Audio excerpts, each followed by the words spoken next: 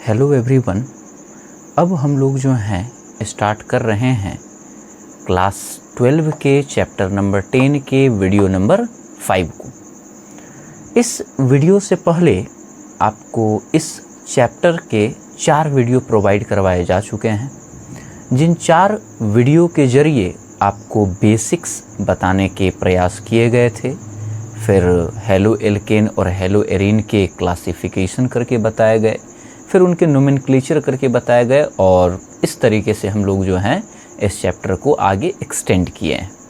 आज के इस वीडियो में जो बेसिकली बात होगी वो होगी हेलो एल्केन बनाने की विधि, means preparation method of haloalkane या method of preparation of halo alkane.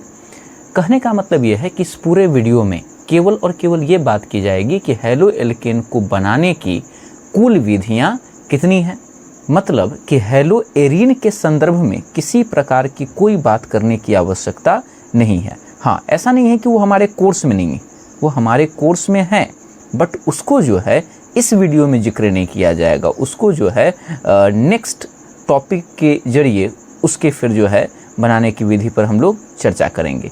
अब मैं शुरू में ही बता दूं ताकि आप पेशेंस बना करके बने रहें कि आपको हेलो एल्केन बनाने की जो विधि है वो कुल मिला के 11 विधि बताने वाले हैं। अब इस बात को सुनकर के घबराने की आवश्यकता नहीं है कि बहुत कॉम्प्लिकेट होने वाला है मामला, ऐसा बिल्कुल नहीं है। प्रत्येक विधि के एक मैं टाइटल लिखूंगा, एक केवल और केवल समीकरण लिखूंगा, वो विधि समाप्त, दैट्स इट, बस यही है। ठीक है, तो चलिए काम अब स्टार्ट करते हैं हेलो एल्केन को प्राप्त करने की प्रथम विधि से, जो कि सबसे साधारण विधि है। तो देखिए, अब जो है आप लोगों के सामने हेलो एल्केन को प्राप्त करने की प्रथम विधि के टाइटल मौजूद हैं। तो टाइटल का नाम है एल्केन्स के हैलोजनीकरण द्वारा, एल्केन्स के हैलोजनीकरण के द्वारा। अब इसमें होता क्या है कि इसमें हम लोग एल्केन की प्रतिक्रिया हैलोजन से करवाते हैं। आई रिपीट, एल्केन की प्रक्रिया किससे करवाते हैं? हैलोजन से। और इस प्रक्रिया के द्वारा हमें हेलो एल्केन की प्राप्ति होती है। और ये कोई जरूरी नहीं है कि एक ही स्टेप में हमें एक प्रकार का हेलो एल्केन प्राप्त हुआ और काम खत्म हो गया, ऐसा नहीं है। जो प्रोडक्ट प्राप्त होगा फिर उसको क्लोरीन से क्रिया कराइएगा, या फ्लोरीन से, या ब्रोमीन से, या आयोडीन से, तो फिर वो आगे चैन बढ़ते चले जाएंगे। अच्छा हाँ, एक बात और आपको ध्यान रखनी है, वो ये कि इस विधि में जब एल्केन की प्रतिक्रिया आप क्लोरीन से करवा करके और हेलो एल्केन में कन्वर्ट कर रहे होंगे, तो ये सारी की सारी प्रक्रिया सूर्य के प्रकाश की उपस्थिति में होनी चाहिए। जैसे कि आपको पता है कि सनलाइट, फिजिक्स में जो है हम लोग पढ़ते हैं quantum model dual nature of radiation and matter में, कि जो प्रकाश की किरण सूर्य से हम लोगों के नज़दीक तक आती है, इसमें एनर्जी का जो अमाउंट होता है E, वो होता है hν। ये पढ़ाया जाता है कि energy stored in photon is directly proportional to the frequency of that photon, कि ऊर्जा के जो परिमाण है आवृत्ति के समानुपाती होते हैं, और इससे ये फॉर्मूला डिस्क्राइब होता है। तो प्रकाश की उपस्थिति को दिखाने के लिए ये अगर कोई लिख दे hν, तो बस समझ जाइएगा कि वो प्रकाश की उपस्थिति में वो प्रतिक्रिया संपन्न करवाई गई है। तो चलिए, इसमें ज़्यादा कुछ नहीं है, इसमें बस एक समीकरण देखिए मैं लिख के बताता हूँ। एल्केन्स है ना, तो सबसे पहले कोई एल्केन लिख दीजिए, तो सबसे सिंपल CH4। अब इसकी प्रतिक्रिया किसी भी हैलोजन से कराना है, कोई हैलोजन से, ठीक है, तो मैं क्लोरीन से ही करवा देता हूँ, तो ये Cl2 हो गया। अब जब इससे आप प्रतिक्रिया करवाइएगा तो होता क्या है कि इसमें से एक H और इसमें से एक Cl निकल जाएगा। तो आप कहिएगा कि सर इसमें से एक H निकल जाएगा, तब तो ये बन जाएगा CH3, बिल्कुल सही। और इसमें से एक Cl निकल जाएगा तो केवल बचेगा Cl, और वो Cl इससे अटैच्ड हो जाएगा, तो CH3Cl। अब कहिएगा कि सर इसका जो H एक निकला और इसका जो एक Cl निकला वो कहाँ गया, तो वो दोनों आपस में रिएक्ट करके बाई प्रोडक्ट बनाएगा प्लस में HCl। अब इससे हमें कोई लेना देना होता है नहीं, इसलिए मैक्सिमम केस में इसको लिखते ही नहीं है। ठीक है, अगर कोई कहेगा कि इसका मैकेनिज्म बताइए, तो मैं मैकेनिज्म वैसे बता देता हूँ, बोर्ड में ये बनाने की आवश्यकता है नहीं। ठीक है, केवल आपके समझने के लिए। तो CH4 है तो कार्बन 4 बॉन्ड से ऐसे है अटैच्ड। अब यहाँ पे Cl2 है तो chlorine with single bond chlorine. अब जब ये आपस में रिएक्ट करता है सूर्य प्रकाश की उपस्थिति में, तो ये बॉन्ड टूटा और इसका चारों में से कोई एक बॉन्ड तोड़ दीजिए, बॉन्ड टूट गए। अब ये क्लोरीन जाकर के इससे अटैच्ड हो गया और ये हाइड्रोजन जाकर के इससे अटैच्ड हो गया, तो इसके जो स्ट्रक्चर बन गए ये देखिए क्या ऐसे बन गए। ये आपका बन गया CH, एक नीचे हाइड्रोजन और इधर आकर के कौन जुड़ गया Cl, और प्लस में ये H इससे जुड़ गया तो प्लस में HCl। ये जो आपको दिख रहा है यही क्या है, C, 3 हाइड्रोजन है तो CH3 और एक Cl है तो CH3Cl, जो कि ये वाला है, और ये आपका क्या निकल गया HCl। तो ये मैकेनिज्म हुआ कि कैसे कैसे रिएक्शन हुए हैं। ठीक है, आप समझने के लिए इसको कहीं रफ में नोट डाउन कर सकते हैं या अपने कॉपी में भी कर सकते हैं, बट इसको एग्जाम में लिखने की आवश्यकता नहीं है। अब इसमें आपको ये सब जब बात समझ में आया तो जस्ट मैंने अभी कहा था कि ऐसा नहीं है कि रिएक्शन यहीं पे रुक गया, मतलब ये रिएक्शन और आगे तक बढ़ सकते हैं। तो इसको और अच्छे से लोग लिखने के लिए क्या करते हैं कि और लंबा सा चैन तैयार करते हैं, और लंबा सा चैन तैयार करते हैं। ऐसे लिखते हैं CH4 और उसके बाद यहाँ लिख देंगे Cl2, ऐसे एरो दे देंगे और सूर्य के प्रकाश की उपस्थिति में दिखाने के लिए ऊपर H लिख दिए। जहाँ भी H आप देखिए बस समझ जाइए कि वो रिएक्शन जो है सनलाइट के प्रेजेंस में करवाई गई है, और यहाँ चूंकि प्लस HCl आएगा तो यहाँ पे एक साइन दे देता है माइनस HCl का, जिससे लोग ये समझ जाए कि HCl निकलने वाला है। और अगला स्टेप में CH4 है तो 4 को 1 से घटा करके CH3 कर देंगे और एक Cl लगा देंगे, फिर तीर का चिन्ह लगाया, फिर यहाँ H लगा दिया, फिर माइनस में HCl किया। अब एक एक हाइड्रोजन घटते जाएगा, क्लोरीन बढ़ते जाएगा, तो 3 से 1 घटा तो CH2 और ये आपका हो गया Cl2। फिर इसको एक लाइन और बढ़ा दिया और ये आपका हो गया H और नीचे फिर से माइनस ऑफ HCl, और फिर यहाँ पर क्या लिख दिया CH और एक और Cl बढ़ गया तो 2 से हो गया Cl3। अगेन इसको बढ़ाया, फिर यहाँ पर लिख दिया गया H, फिर यहाँ पे माइनस कर दिया जाएगा HCl और लास्ट केवल हो जाएगा CCl4। इसके आगे नहीं बढ़ सकते हैं, क्यों? क्योंकि कार्बन अब इससे ज़्यादा क्लोरीन को जो है बैलेंस नहीं कर पाएगा। ठीक है, तो ऐसे करके एक लंबा सा चेन इसके लिए बनाया जा सकता है।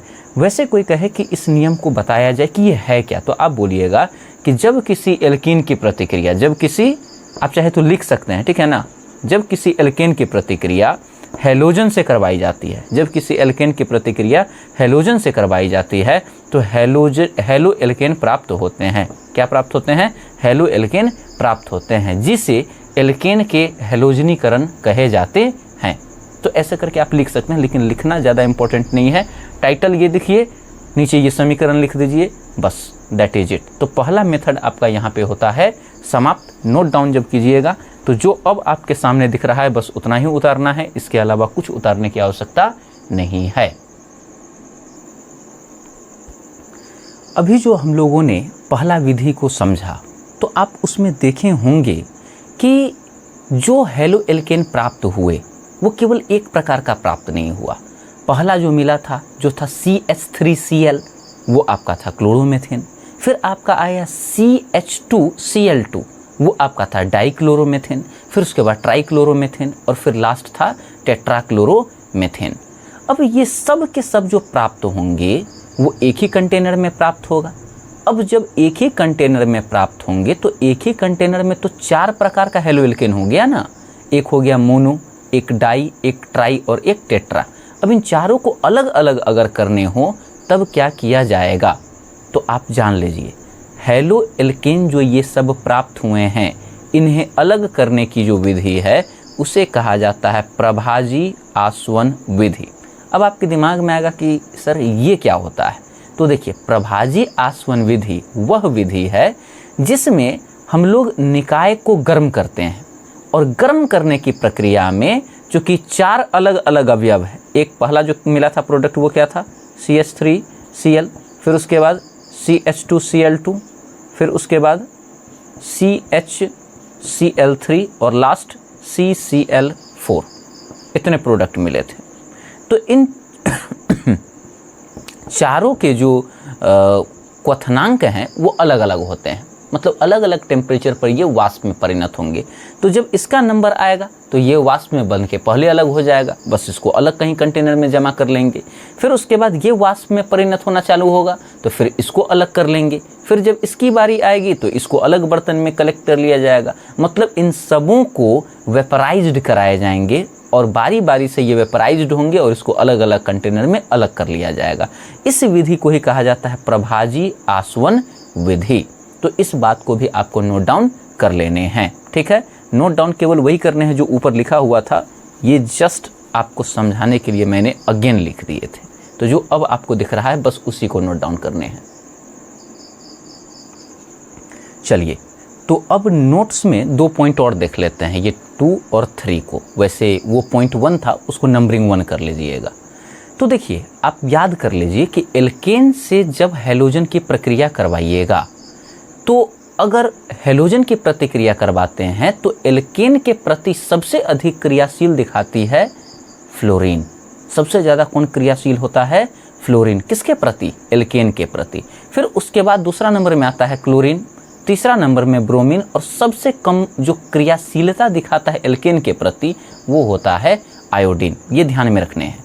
उसके बाद एल्केन्स की अगर क्रियाशीलता का क्रम बताया जाए, ठीक है, मतलब कि जैसे यहाँ एक एल्केन है RH, तो इसके सामने F और Cl होगा, तो ये जल्दी पहुँच जाएगा इसके नज़दीक, क्योंकि इसकी क्रियाशीलता बाकी तीनों से अधिक है। लेकिन अब एल्केन्स भी अलग अलग टाइप के हैं।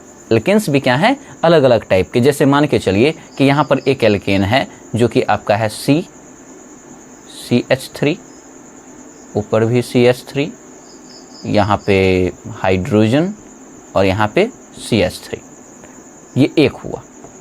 और एक और यहाँ पे मैं बना दूँ सिंपल वाला, सीधे CH4।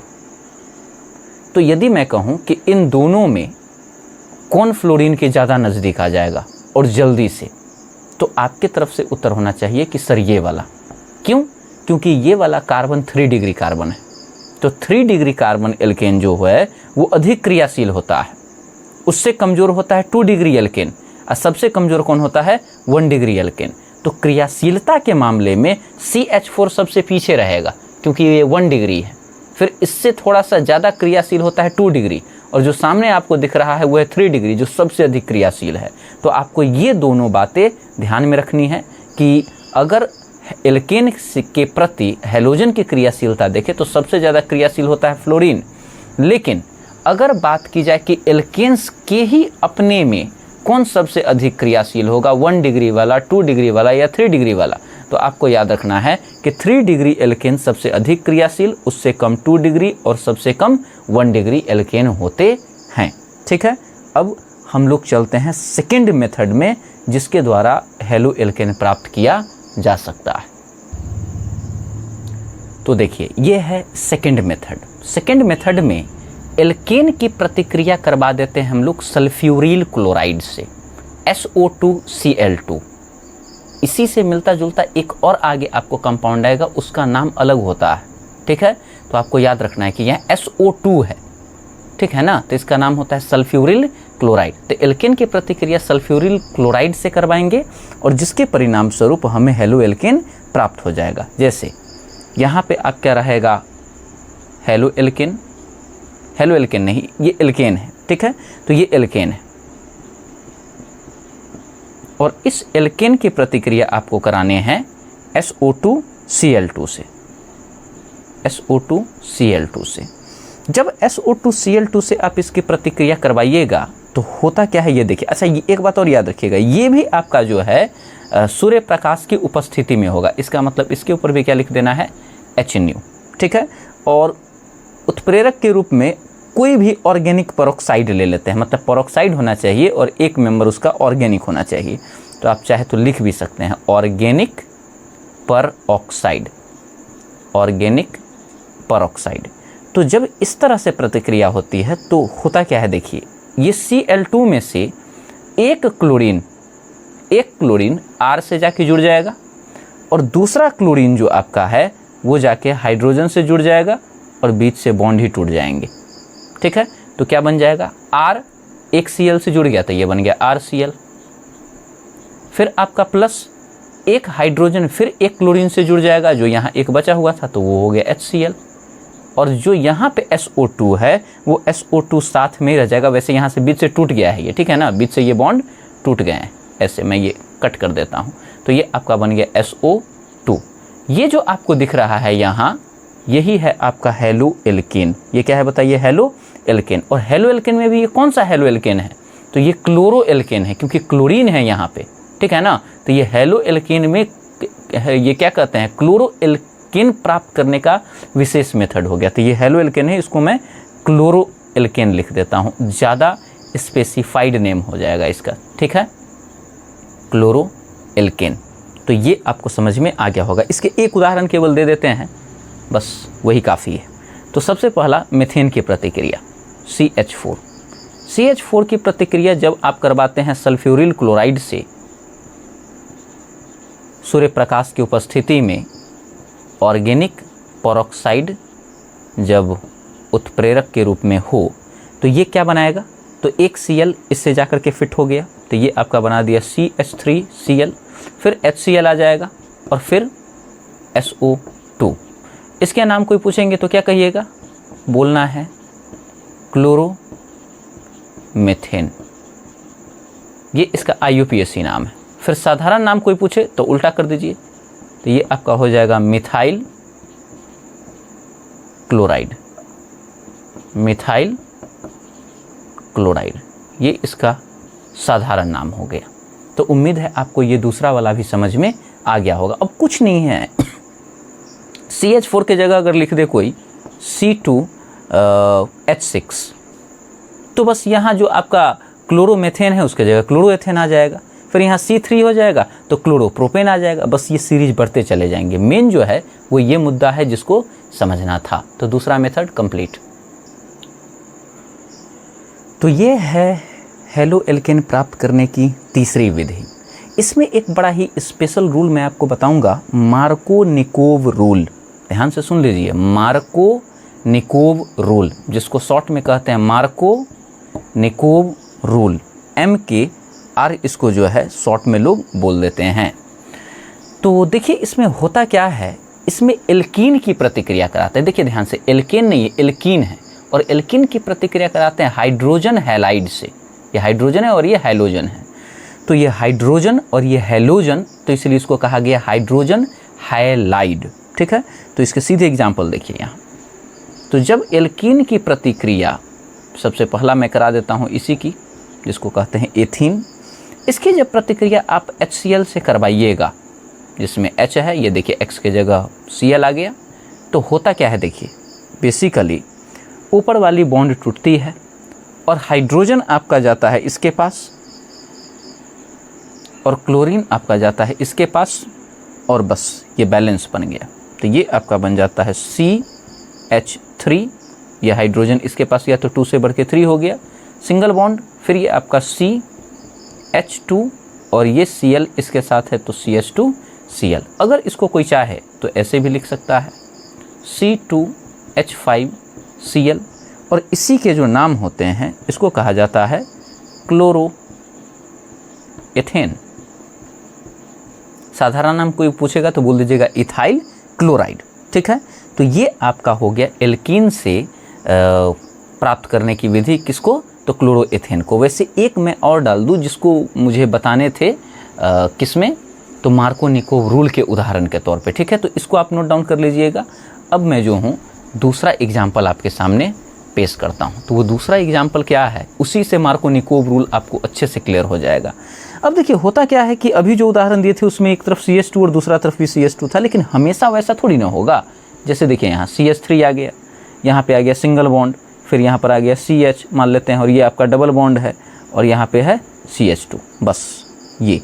अब इसकी प्रतिक्रिया अगर HCl से करवाई जाए तो यहाँ बड़ा तनाव युक्त बात हो जाती है कि अब ये H जाएगा किसके तरफ, क्योंकि ये तो पक्का है कि इन दोनों में से कहीं जाएगा, क्योंकि डबल बॉन्ड में से एक बॉन्ड टूटना है। लेकिन ये जाए किधर? इस कार्बन के पास जाए कि इस कार्बन के पास जाए? तो इसी को एक्सप्लेन करने के लिए मार्कोनिकोव साहब ने एक रूल दिया, और उन्होंने ये कहा कि सुनो भाई, क्लोरीन को वहाँ भेजना, जो भी ऋण आयन है, यहाँ ऋण आयन को वहाँ भेजना जहाँ पे हाइड्रोजन की कमी हो। जहाँ पे किसकी कमी हो? हाइड्रोजन की। बस अब आप पकड़ लिए होंगे कि अगर बात हाइड्रोजन की कमी को दूर करना है तो हाइड्रोजन तो यहाँ कम है, क्योंकि यहाँ H2 है तो इससे ज़्यादा हो गया, और जो बच गया वहाँ हाइड्रोजन चला गया। इसी को कहा गया मार्कोनिकोव रूल। इजीली समझ में आ गया होगा, कुछ नहीं है ये, शॉर्ट में लिखते हैं MKR, पूरा नाम मार्कोनिकोव विधि। आप चाहे तो इस नाम को पूरा लिख सकते हैं, ठीक है, नहीं तो एग्जाम्पल से याद रखिएगा, दैट इज मोर इम्पोर्टेंट। अब इसको जब रिएक्ट करवाइएगा तो आप समझ सकते हैं क्या बनेगा। तो जो बनेगा वो देखिए, CH3 तो वैसे ही रह जाएगा सिंगल बॉन्ड, फिर CH के साथ ये Cl जब आ गया तो ये आपका CH है और ये Cl आके इससे अटैच्ड हो गया, तो ऊपर या नीचे कहीं भी एक ब्रांच टाइप का बना दीजिए Cl, और फिर यहाँ पर सिंगल बॉन्ड, ये H2 है और ये H जुड़ गया तो ये बन गया CH3। अब इसका नाम देना बिल्कुल भी कठिन काम नहीं है, साधारण नाम कोई पूछे तो एक शाखा नीचे है तो इसका नाम पड़ जाएगा आइसो, और 1 2 3 है तो isopropyl, isopropyl chloride, isopropyl chloride, ये इसका साधारण नाम हो गया। बट साधारण नाम से ज़्यादा इम्पोर्टेंट है इसके IUPAC नेम, तो IUPAC नेम पर ही बात करना होगा, तो काउंटिंग करने होंगे 1 2 और 3। क्लोरीन आपका दूसरा नंबर कार्बन पे है तो इसलिए इसका नाम पड़ जाएगा 2 क्लोरोप्रोपेन। कल वाले अगर वीडियो को आप देखे हैं तो आप तो माहिर हो गए होंगे नेमिंग करने में, ठीक है। तो ये आपके होते हैं मार्कोनिकोव रूल, इसको इसी में दूसरा नंबर उदाहरण में आप नोट डाउन कर लीजिएगा, ठीक है। अब चलते हैं मेथड नंबर 4 में। अब आती है मेथड नंबर 4। मेथड नंबर 4 में एल्कोहल की प्रतिक्रिया करवाते हैं हाइड्रोजन हैलाइड से, जिसके परिणाम स्वरूप आपको सह उत्पाद के रूप में जल निकलती है और मेन जो प्रोडक्ट होगा उसमें आपको हेलोएल्केन की प्राप्ति हो जाएगी। काम बिल्कुल इजी है, देखते ही समझ में आ जाता है। जैसे एल्कोहल जो होती है उसमें एल्काइल ग्रुप के साथ एक OH जुड़ा हुआ होता है, ठीक है। अब इसकी प्रतिक्रिया जब आप HX से करवाते हैं तो होता क्या है कि ये OH और H आपस में प्रतिक्रिया करके अलग हो जाती है और ये R और X एक साथ आ जाता है, R विथ सिंगल बॉन्ड, और प्लस में H और H आपका हो गया H2 and this oxygen is present in rest. तो ये आपका यहाँ पर हो गया। अगर बात उदाहरण की जाए तो उदाहरण में देखिए, मैं एक मेथेनॉल का उदाहरण ले लेता हूँ जो सबसे बेसिक है, और इसकी प्रतिक्रिया आप करवा दीजिए HCl से। देखिए कितना आसान काम है, सिंपल है। इस OH को इस H से कैच करवा दीजिए, इन दोनों को एक साथ बैठा दीजिए, CH3Cl प्लस में। अब इसको लिख दीजिए, 2H है तो H2, O कंप्लीट हो गया। अब इसी के लिए अब दूसरा आपको खुद अपने नोटबुक में बना लेने हैं, ठीक है। मैं यहाँ क्वेश्चन लिख देता हूँ, C2H5OH प्लस ऑफ HCl ऊपर दिए थे तो यहाँ Br दे देते हैं, हाइड्रोजन ब्रोमाइड।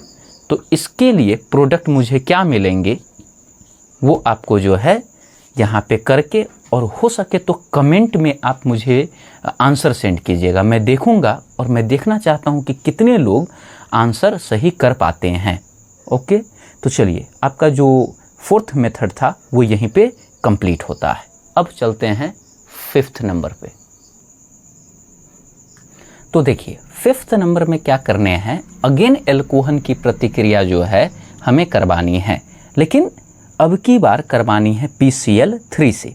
पिछली बार करवाए थे हाइड्रोजन हैलाइड से। अब PCl3 से जब करवाइएगा एल्कोहल की प्रतिक्रिया तो आपको हेलोएल्केन तो मिलेंगी, लेकिन शर्त यह है कि चूंकि 3 क्लोरीन है इसलिए जो भी एल्कोहल लीजिए उनके 3 अणु लेने हैं। कितने अणु लेने हैं? 3, ठीक है। जैसे कोई भी अणु लिए, जैसे ROH ही हो गया तो इसके 3 अणु लेंगे, ठीक है। और इसकी प्रतिक्रिया जब करवाइएगा आप PCl3 से तो देखिए इन रिजल्ट क्या मिलेगा वो आपसे मैं खुद कहूँगा। तो चूंकि इसके 3 अणु लिखने हैं तो 3 अणु लिखने के 2 तरीके हैं, या तो यहाँ पे 3 लिख दीजिए, लेकिन यहाँ 3 लिख करके जब मैं यहाँ रिजल्ट लिखूँगे तो आपको बहुत फील नहीं होगा वो चीज़। तो इसलिए मैंने एक दूसरे तरीके सोच लिए कि 3 यहाँ लगाने से अच्छा है कि इसी को भैया 3 बार लिख दो। देखिए ये भी तो वही मतलब हुआ ना, यहाँ 3 लिख दीजिए, इसी को 3 बार लिख दीजिए। अब इससे फ़ायदा क्या होगा ये आपको बताते हैं। ये आपका जो 3R है यहाँ से कट जाएगा और ये जो 3 क्लोरीन है ये इससे जुड़ जाएगा।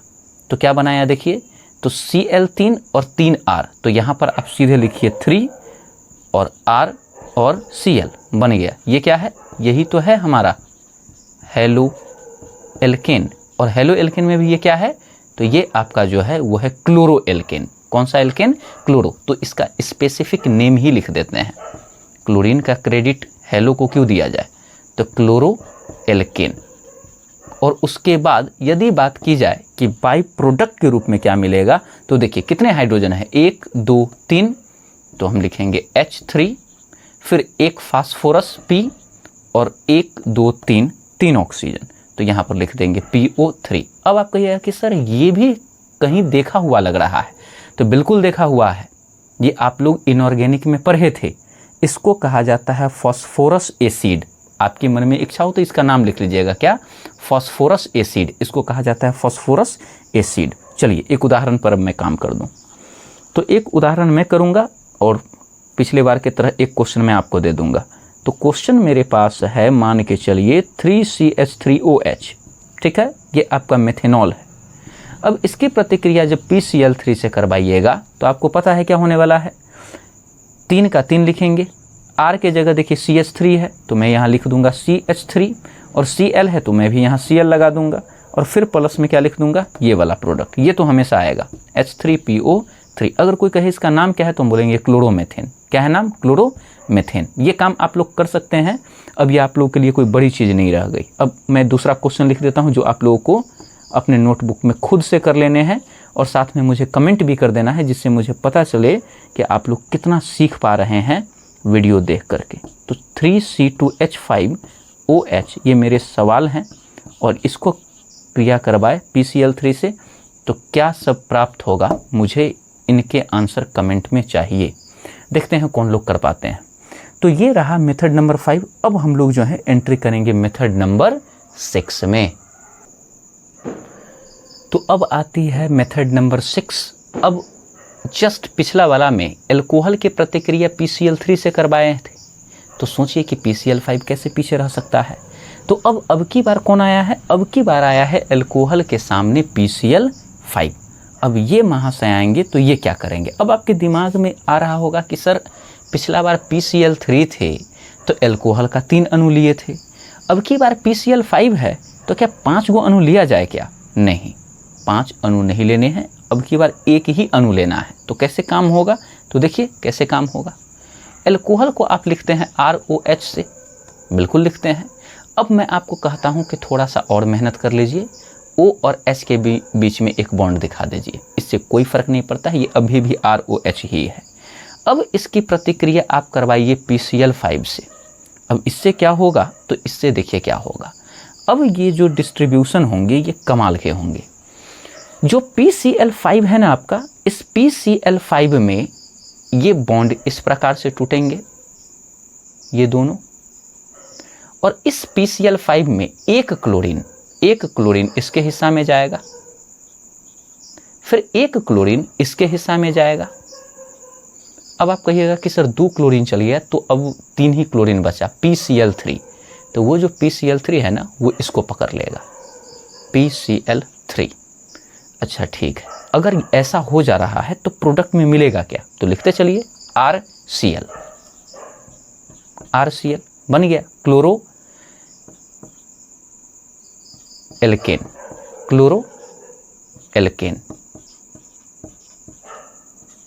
ठीक है। फिर उसके बाद प्लस में ये आ जाएगा POCl3, और उसके बाद H और Cl, तो ये HCl आ जाएगा। हो गया, हमें केवल इंटरेस्ट इसमें है।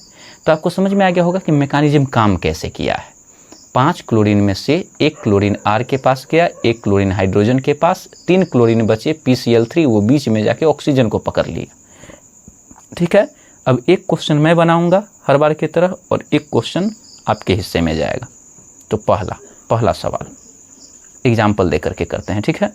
तो पहला सवाल मैं बना लेता हूं मेथेन के लिए, CH3OH plus of PCl5।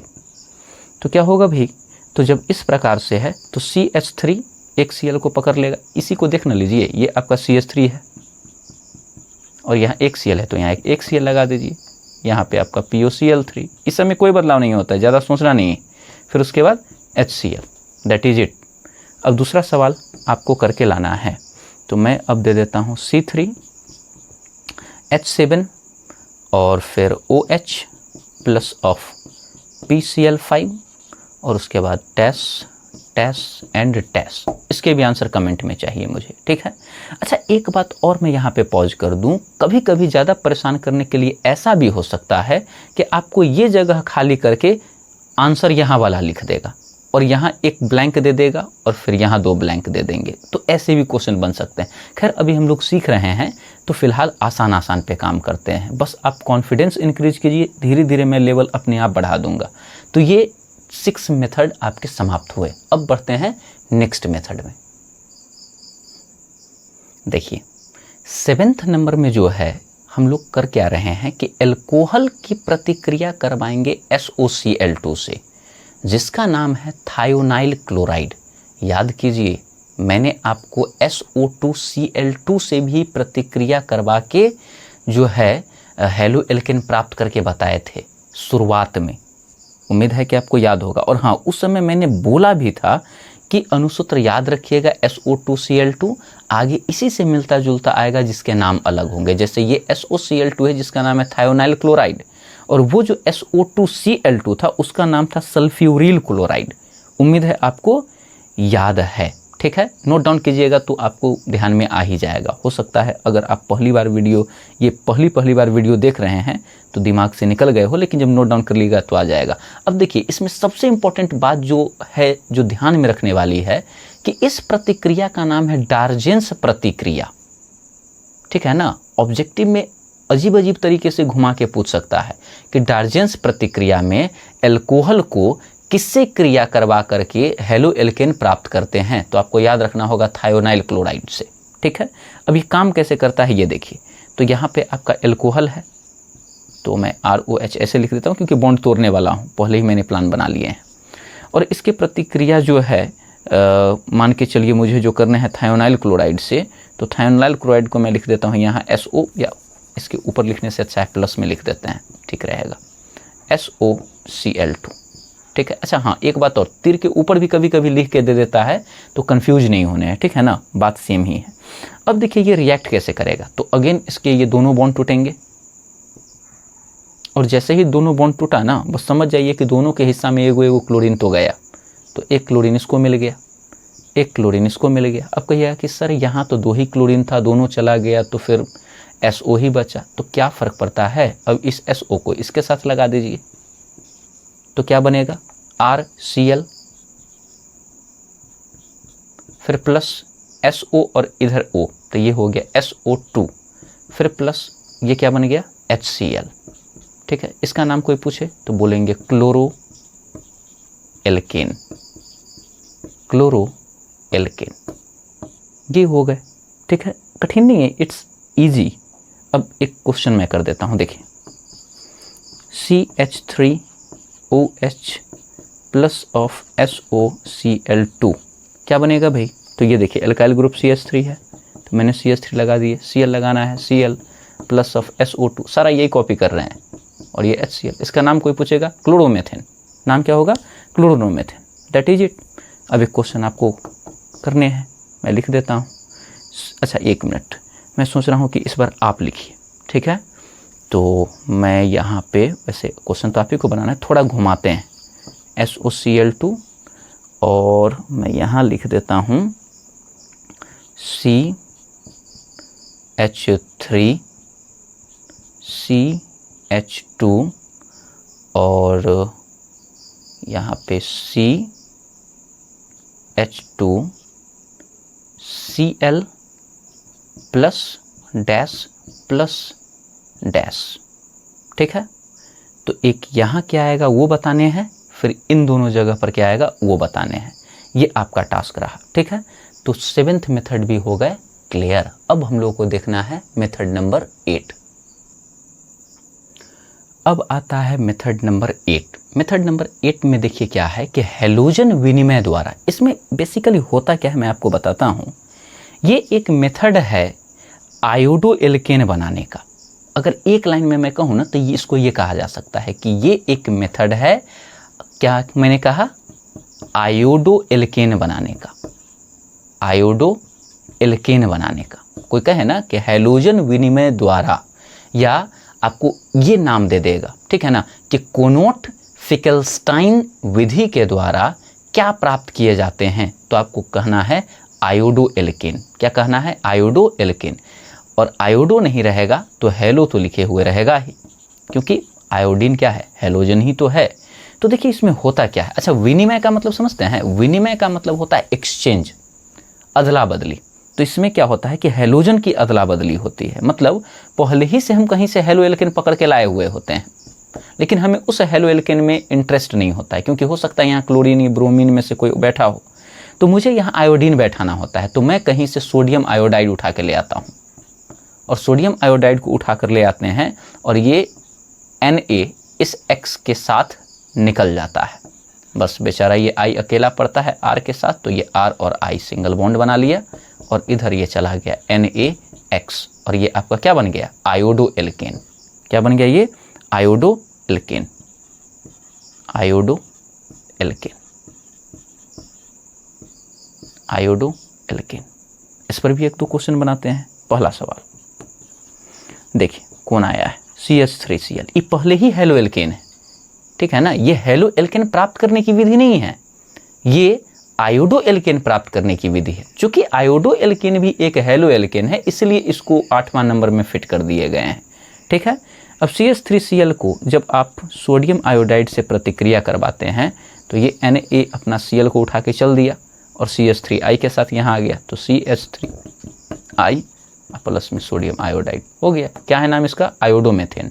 What is the name of this compound? Iodomethane. Second question you need to solve. C7H15Br plus of NaI, और यहाँ पे नाम। अच्छा एक बात और, यहाँ केवल नेम नहीं लिखने, उसके नीचे नाम भी लिख लीजिएगा। इसी बहाने IUPAC नाम लिखने का आपका रिवीजन होते रहेगा, ठीक है ना। तो 8वां नंबर पोर्शन भी हो गया समाप्त। आप इस क्वेश्चन को सॉल्व कर लीजिएगा। अब चलते हैं 9th में। तो ये देखिए, ये है आपका मेथड नंबर 9। मेथड नंबर 9 में ये कहा जाता है कि कार्बोक्सिलिक एसिड के सिल्वर सॉल्ट के द्वारा। अब सिल्वर सॉल्ट के द्वारा कैसे? तो कार्बोक्सिलिक एसिड के सिल्वर सॉल्ट की प्रतिक्रिया जब ब्रोमीन से करवाते हैं। किससे करवाते हैं? ब्रोमीन से। और वो भी किसकी उपस्थिति में पता है? कार्बन टेट्राक्लोराइड की उपस्थिति में। तब जाकर के हमें प्राप्त होते हैं आपका, अच्छा हाँ, इसमें जो है ब्रोमीन चूंकि लगाए हैं तो आपको ब्रोमो एल्केन ही प्राप्त होंगे। तो अगर आप चाहे कि सेंटेंस में लिखूं तो आप ऐसे लिख सकते हैं कि कार्बोक्सिलिक एसिड के सिल्वर सॉल्ट की प्रतिक्रिया जब ब्रोमीन से करवाते हैं तो ब्रोमो एल्केन प्राप्त होता है, ठीक है। इसी रिएक्शन को कहा जाता है बोरोडिन हंसडीकर प्रतिक्रिया। कहीं कहीं हंसडीकरण लिखे हुए हैं, ठीक है ना, तो लगभग दोनों सेम ही है, ठीक है। और बोरोडिन से आप ब्रोमीन शब्द को याद रखिएगा कि इसमें ब्रोमीन ही आएंगे। तो आपको पता है कार्बोक्सिलिक एसिड के जो क्रियाशील मूलक होते हैं वो COO होते हैं। अब एल्किल ग्रुप यहाँ लगाना होगा, और कार्बोक्सिलिक एसिड है तो यहाँ COO आ जाएंगे।